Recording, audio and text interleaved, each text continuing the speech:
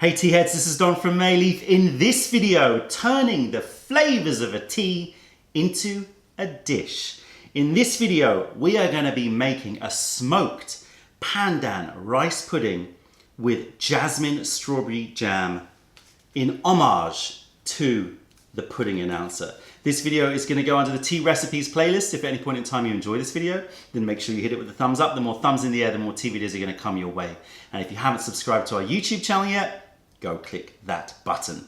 So I've done many videos before on food and tea pairings. We've done videos where we've cooked with foods, and we've done a video where we intentionally made a dish that we felt would work best with a tea. I'll put links to all of those videos in the description below. But today, or tonight I should say, I wanted to do something different. A little bit of reverse engineering.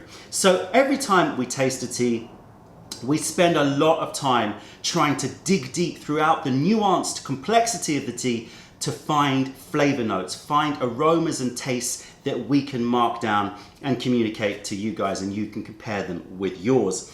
And with the pudding announcer, we really had a field day. We gave it the tasting notes of pandan rice pudding and jasmine strawberries. And I thought, why don't I actually try to recreate those tastes in a dish? You can see the hedgehog here with his little bowl of pudding.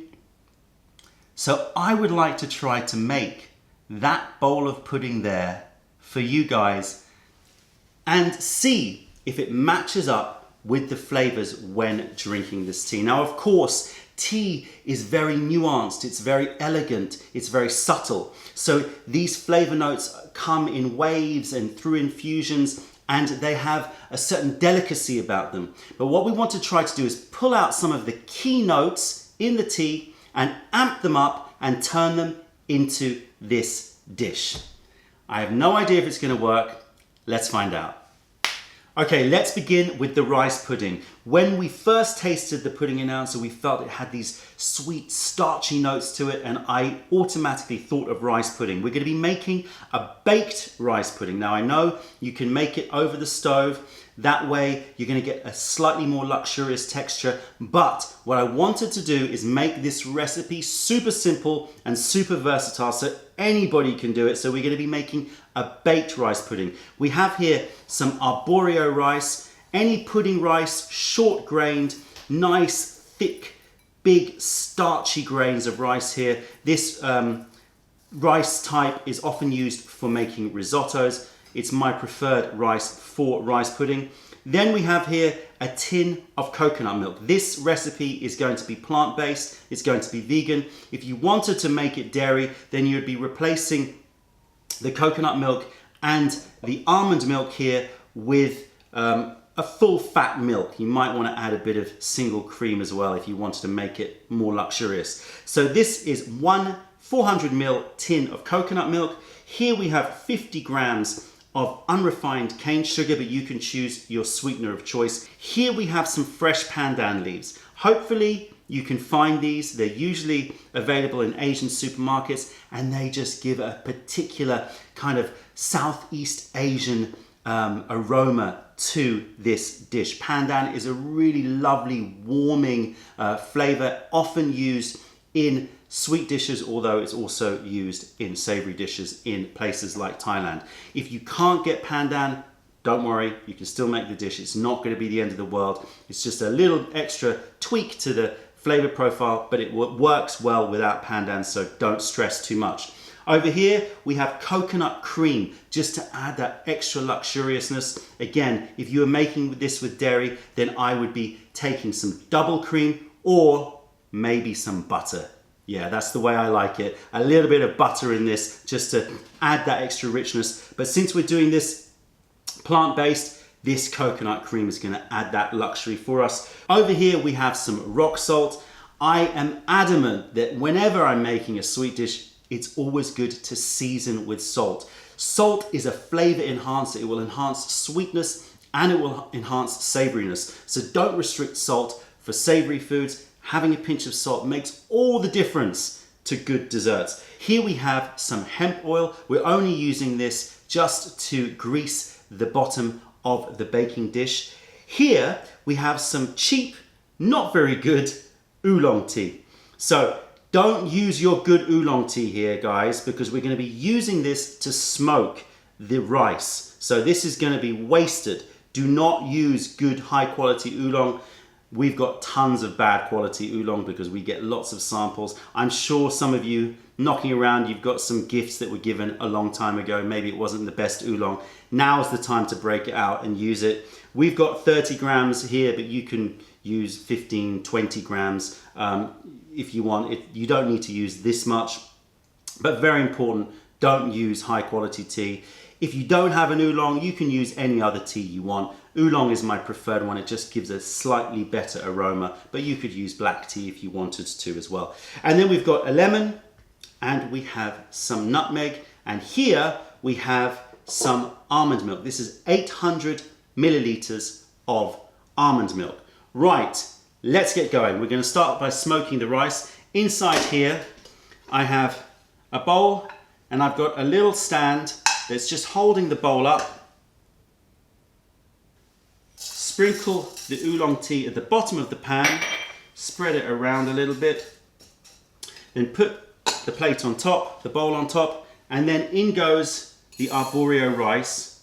And then I just want to flatten this out to try to make it as close to a single layer as possible. It's not going to be possible, but you want to try to maximize the surface area so that when we smoke this rice, as much of the rice is going to come into contact with the smoke. Lid on, heat to high, and as this pan heats up, the oolong tea at the bottom will start to burn and it will start to smoke, and that's going to infuse the rice. So let's return when it starts smoking. So it's starting to smoke now, and I have to say that this smoking is optional. You don't have to do this, but I felt that the Pudding Announcer, in the taste, it doesn't have a smoky taste, but it has a slightly interesting kind of charred, burnt molasses kind of taste to it. And I thought that smoking would just kind of complement that taste. So that's why we're doing this. As I said, it is optional. Make sure you have a very tight fitting lid, otherwise you're going to smoke up the house. In fact, I can see smoke coming out of this hole here. Let's see if this works. Yeah, there you go.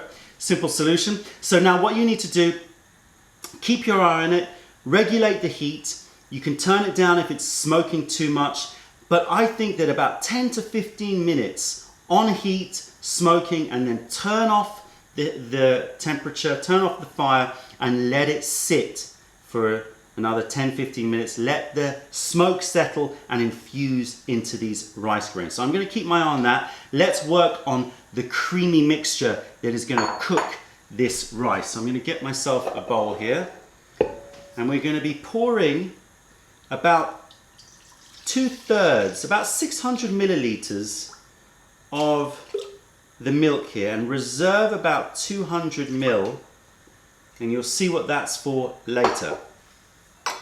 In goes this lovely coconut milk. So that's 1 tin of coconut milk. Do not get reduced fat coconut milk, please. Then we've got the unrefined caster sugar here. That goes in. Next up we have some nutmeg. Let me get a grater. So I didn't pick up nutmeg notes in the Pudding Announcer, but I always associate that rice pudding with nutmeg. So a good grating of nutmeg goes in here. And now what we want to do is just the zest, just I think one big strip of the zest of a lemon. That's just going to give a little brightness, little lightness, a little aroma, a lemony aroma, but it's not going to give any acidity to the dish at all. And then we need a spoon, and we just stir this up. Now I'm going to add in a little pinch of salt. You can salt to taste, but I like my desserts to have that salt. As I said, it enhances all the flavors in the dish. So don't forget that pinch of salt. Okay, this rice is looking really good. We're going to keep smoking it and in about 10 or 15 minutes, it'll be ready to add to this mixture. Right, this has been smoking on heat for about 10 minutes, maybe a bit more, 12 minutes. And then I switched it off and I've left it sit for another 10 minutes. You can still see smoke coming out of here. Let's take this plate out and take a look at these rice grains, and you can see that they have this smoked hue about them, some brown, yellow notes. Now, please bear with me here. These fumes are going to smell a bit funky, but the flavor that's been infused into this rice is going to be more subtle than you would imagine by this smell. So don't let this smell of this smoke put you off. I'm going to cover this up, and those oolong leaves are properly toasted. They got what they deserved. Okay, so there we have the rice, nice and smoked. Let me have a little sniff. Yeah, you can smell that smoke coming through. Definitely a nice tea smoke aroma. But as I said, bear with me on this. You're going to have a bit of faith because it is going to smell quite strong. Now we're going to get our baking dish. Doesn't really matter what kind of baking dish you have because we're not going to be serving in the baking dish. As you'll see later on, we're going to be mixing it up and serving them separately. So you don't have to worry. You can break out whatever you have. Just get a little bit of oil here. Just with my hands, I'm just going to lightly grease this. It's not essential, again, because of the fact that we're not serving in this dish. It's not essential that you do this, but it just helps to ease it away and stops it from sticking too much. Right, now what we're going to do is we're going to take our rice. How hot is this? Very hot is the answer. So I'm going to take a cloth and we're just going to pour this directly into the coconut milk and almond milk, and then we can just immediately start stirring, and that's gonna immediately start to infuse those flavors. From here we can go straight into our dish. So pour the liquid in carefully and then make sure you get all of these rice grains in.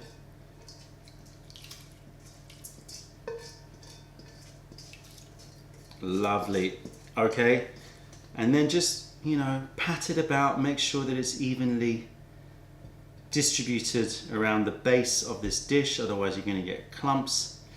And now comes the pandan. Again, if you don't have pandan, not the end of the world, but if you manage to get some fresh one. You can use dry, but it's going to be very fiddly for you to remove the pandan leaves halfway through the cooking. Let me see, do I have scissors? Yes, I've got some scissors here. So what we're going to do, take these ends off, and I'm just going to cut these up. We're going to be removing these. So this is not going to be part of the final dish, but we just want it to infuse this coconut and almond mixture so that we get that lovely Southeast Asian pandan aroma, which we picked up in the Pudding Announcer tea. So just make sure that they're all dunked below the surface, that they're all submerged.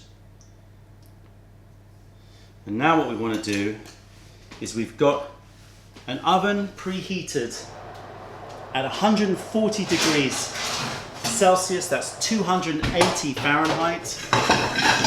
Move this out of the way. And it's going to make your life a lot easier if you put it in the oven on a baking tray rather than try to go into the oven with something that full. So this goes in the oven. Middle shelf, we want this slow cooking, guys. We don't want to evaporate the liquid too much. Slow cooking. In it goes. We're going to be returning to that in 1 hour's time to give it a stir and remove those pandan leaves. In the meantime, let's start working on our Jasmine strawberry syrup. These are the ingredients that you need. We have some fresh strawberries. We are bang in strawberry season. If it's not strawberry season, you can just stick with strawberry jam and you can dilute the strawberry jam with the jasmine tea, which I'll show you in a little bit. We've got some jasmine jade tea here. This is jasmine jade. So what we wanted to do was really bring out the jasmine, because jasmine and strawberry is such a great combination, and those flavor notes were definitely predominant in the Pudding Announcer tea. But also I want to give this some tea taste as well. So we wanted an oolong tea. I went for oolong as opposed to a jasmine green tea, because I felt that the warming notes of the Pudding Announcer tea were more suited to oolong rather than the fresher green. We've got salt again here. We've got 25 grams of the same unrefined caster sugar, raw cane sugar. We've got that lemon, and here is this jam. Make sure you get some good quality strawberry conserve here with lots of chunks of strawberries in there. The better quality, the better final results. Okay, so first up, we are going to brew this tea. I've got my small guy one here. This is about 80 ml.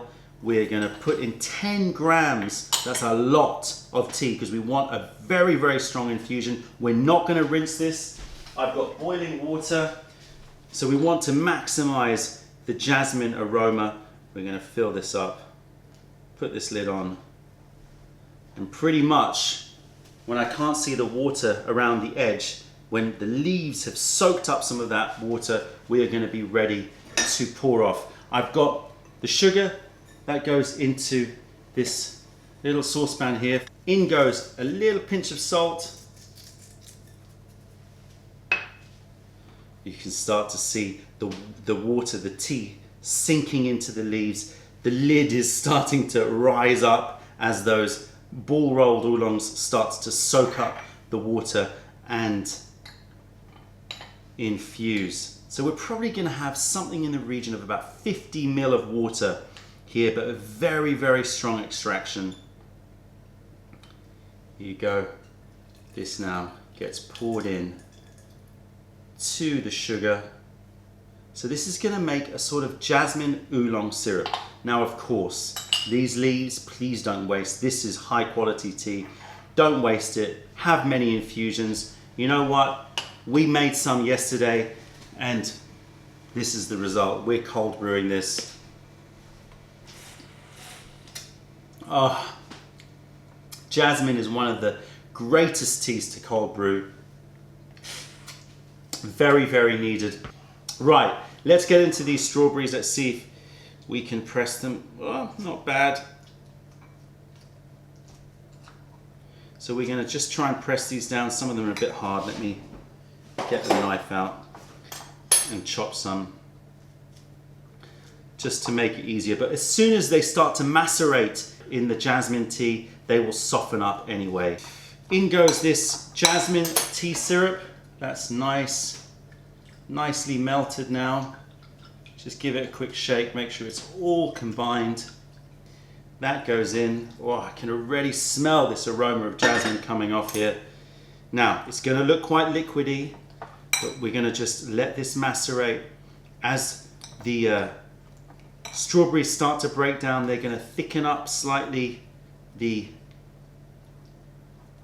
liquor. We're going to get some lemon in here. Always good to put some acidity. Every time you've got that sugar, you want some acidity. So a nice, not too big, a nice squeeze of lemon. We can always add more, you can't take it away. And we're gonna just let that now macerate while the rice pudding is cooking in the oven. It's been an hour in the oven. Let's take it out very, very carefully. And now what we want to do is we want to take the pandan off, because obviously we don't want the pandan to be in the final dish. And it has infused into this coconut and almond milk. So now we're going to take it off. Ooh, very hot. Yes, okay. So we're going to put these in a bowl. I can smell the pandan. Really, really can smell it. Lovely, lovely fragrance. If you've never smelt pandan before, you're in for a treat. It's such a lovely, kind of delicate, warming smell to it. It really, really, it is a flavor profile which I find in quite a lot of PuErh teas actually. So it's a nice one to have in your memory banks for when you're tasting teas. So this rice pudding is extremely versatile. It's really, really easy. As you can see, you're just literally putting the raw rice with milk or nut milks and coconut milks, you know, flavoring it up a little bit and then putting it in the oven. And you can serve this with anything. So you could serve it with all sorts. You don't have to serve it with this Jasmine strawberry that we're doing. You could serve it with all sorts of things. Like you could serve it with black cherry syrups. You could do, I don't know, pineapple and ginger if you wanted to have a little bit more of that Thai style. You could do it with mangoes. You could do it just really simply with cinnamon. So you could do all sorts of things. So this is just one to have under your belt. Nearly there, guys. Okay, and I'm going to take this lemon peel out as well. Last bit. Don't want to waste anything, so I'm just going to put this all back in. Okay. Now we're going to give this a very gentle stir. Oh, last bit of pandan sneaked in there. We're going to give this a little stir. Be very careful because we don't want to spill it, but you just want to loosen the rice from the surface. If there's not enough milk, if there's not enough liquid here and you think it's going to dry out, then you can always add some here. But I think that this is fine. I'm going to give this a quick taste. Why not?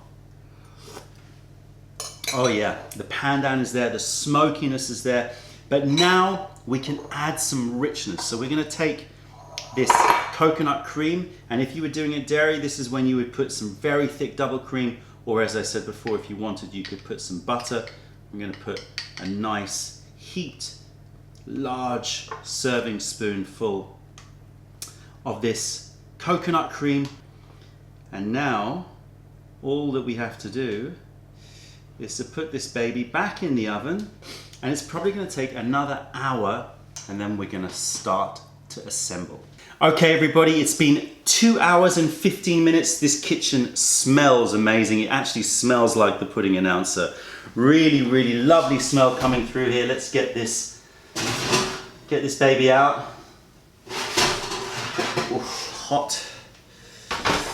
There you go. So it's developed a little crust. I didn't want it to go brown. If you want it to go brown, you can add a bit of oil on top and boost the temperature at the end just to brown the top. But actually, because we've already smoked this rice, I feel like we've already given that burnt taste to it. I don't want to overwhelm it. So I'm happy to leave it relatively blonde like this. We're going to let that cool, and we're going to focus in on the strawberries. You can see that they're all in lovely kind of chunks, and but the liquid is a little bit thin, and I knew that this would happen.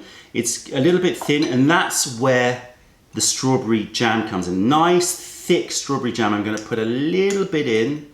I'm going to put a heaped teaspoon in, mix that in, and we just want to get the right consistency here. So the idea is I don't want a jam. I want it to be quite liquidy, but not so liquidy that it's just going to be a mess in the bowl. So I think another one here, and then we're going to give it a taste. I think that's about right. That's about the right consistency. Let's give it a quick taste. Oh, the jasmine is coming through. The strawberries, rich strawberry flavor. The addition of that conserve of that strawberry jam just adds that extra concentration of flavor. I still think it needs a little bit of lemon juice, because essentially what we want to do here is almost make a kind of vinaigrette. You know, a sweet vinaigrette, of course, but something that's a little bit more adult. You don't want it to be too sweet. You want to balance that sweetness with some sourness.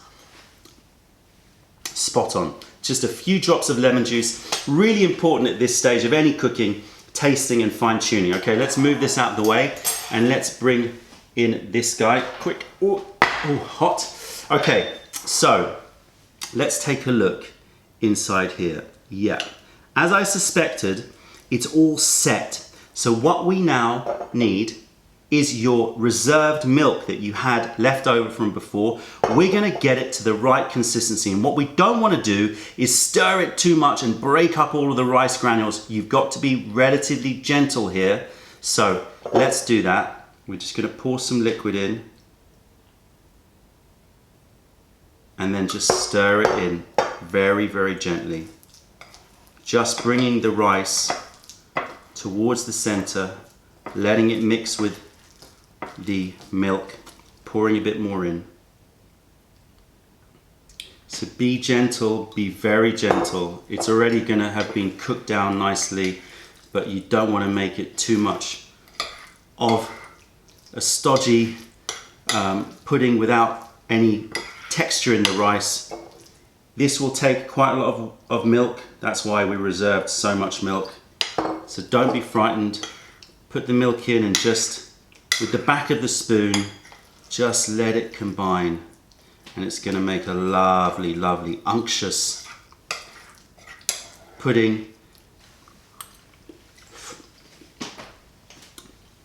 The right level of sweetness for me, really not too sweet because we're letting the sugar in the strawberries do all the work there. I'm getting that smoky taste. It's not overwhelming, as I've said before. It's an option. You don't have to go for the smoky rice, but I really, really like it. And I'm just getting the pandan. Maybe could have put an extra pandan leaf in there, perhaps, just to bring out a bit more, but I am getting the pandan, a little bit of nutmeg, and that lemon zest, very, very subtle, but it's there. Really nice, very happy with that. Let's serve up. So this is how it would be served if it was winter time, okay? So a nice dollop of unctuous rice pudding in a bowl. Wow. Oh yeah. Take a look at that. And then we are going to just take a teaspoon here and we're going to drizzle on this beautiful, lovely jasmine strawberry syrup.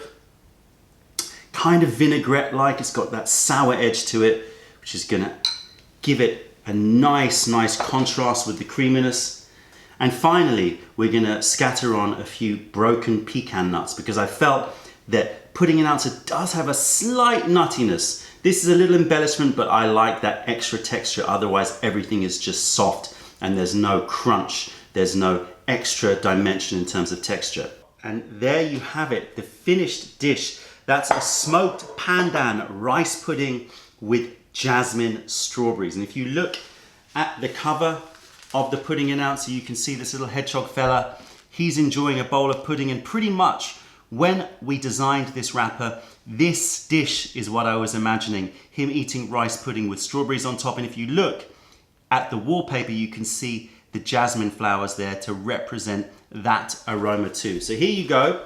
This is a warm rice pudding. My mouth is salivating. I can't wait to taste it with the Pudding Announcer. However, it's summertime here, and therefore I like to eat these kind of dishes cold. So what you can do is you can take the rice pudding, cover it with cling film, put it in the fridge overnight or for a few hours, and then it'll harden up a bit more, so you need to really then dilute it down with more milk.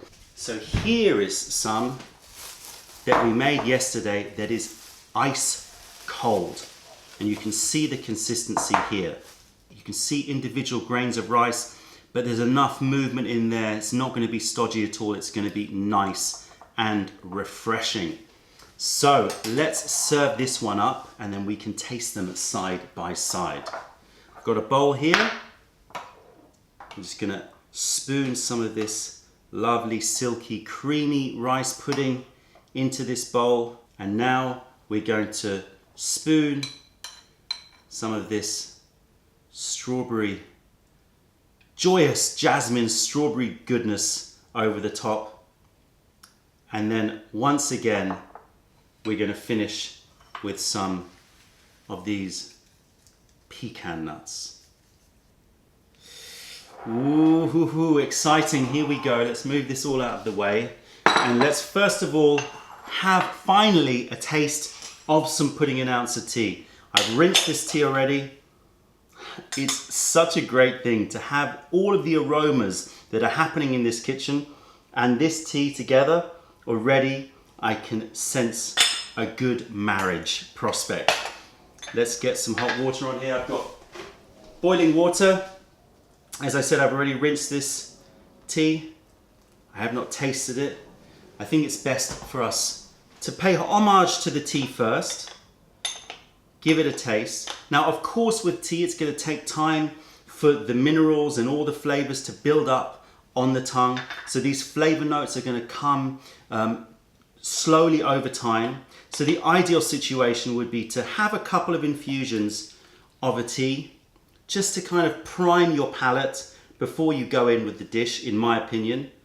We don't have the time to necessarily do that perfectly here. So I brewed a nice strong infusion of Pudding Announcer. It's late at night here, it's nearly midnight, so drinking raw PuErh at midnight, standard affair. Cheers everybody. I'm getting the mineral, I'm getting that creaminess, I'm getting that pandan. I'm getting this bitterness, which may be represented slightly with the bitterness, bitter skins potentially of the pecans, and a little bit of the smokiness, but that bitterness moves beautifully into this floral jasmine and strawberry sweetness. Definitely the flavor notes, and I'm getting a slight nutty note, so I'm really hopeful that this marriage is going to be good. Let me dive in to the hot one first.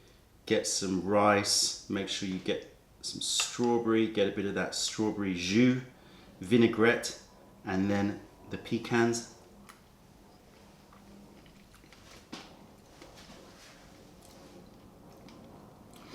See, the smokiness is very subtle, and it's there, and it just gives that slight burnt note, which really works. Oh, that really works.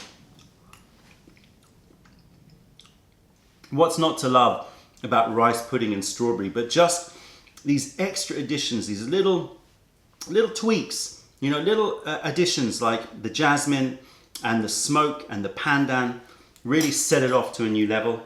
Let's taste the tea with it.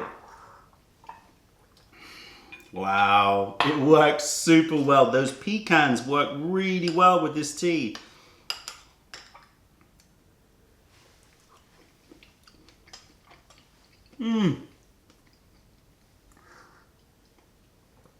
I swear to you, I'm not making this up, guys.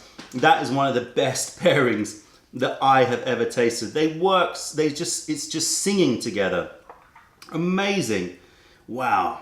I can't wait for Celine to try this one. Okay, let's go for the cold.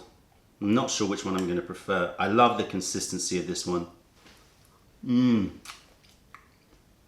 Cold. Brings out more of the freshness.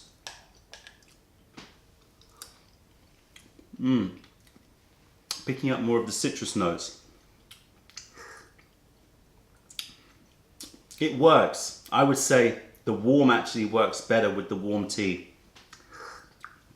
The warm somehow brings out those nutty, the pecans and the warm rice pudding work better together than the ice cold. Maybe I would leave the pecans off the cold one.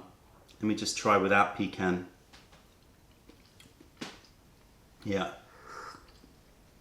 Yeah, I would leave the pecans off the cold one, because I think that the warmth of the pecans doesn't quite work with the ice cold temperature and the fresher taste of the rice pudding. But in general, I think the warmer one works better with the tea. It brings out more of those warm syrupy notes in the tea than the cold one does. They're both delicious, but in terms of a pairing, this sucker here, that is quite remarkable. A gorgeous combination, and demonstrates that if you reverse engineer this whole thing and you take a tea, you take the tastes of a tea and then you try to recreate those tastes in a dish, chances are you're going to have a stellar pairing. That's it, tea heads. If you made it to the end of this video, then make sure you hit it with a thumbs up. Check out our YouTube playlist and let us know if there are any videos that you'd like us to make. If you are ever in London, then come visit us in Camden to say hi and taste our wares. If you have any questions or comments, then please fire them over. Other than that, I'm Don from Mayleaf. Thank you for being a part of the revelation of true tea. Stay away from those tea bags, keep drinking the good stuff, and spread the word, because nobody deserves bad tea. Bye.